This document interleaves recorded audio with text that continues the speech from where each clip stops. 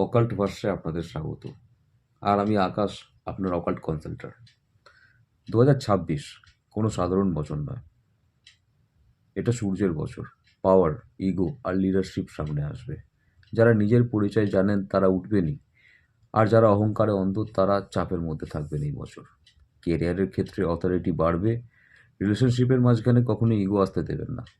Ego class সম্ভাবনা এই বছরে প্রবল।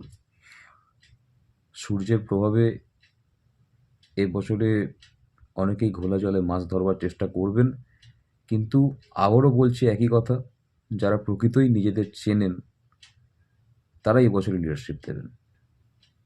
ডিসিপ্লিন, ট্রুথ আর সেলফ রেসপেক্ট অবশ্যই এই বছরে সাথে রাখবেন।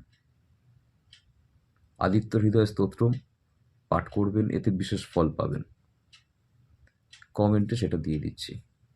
নমস্কার।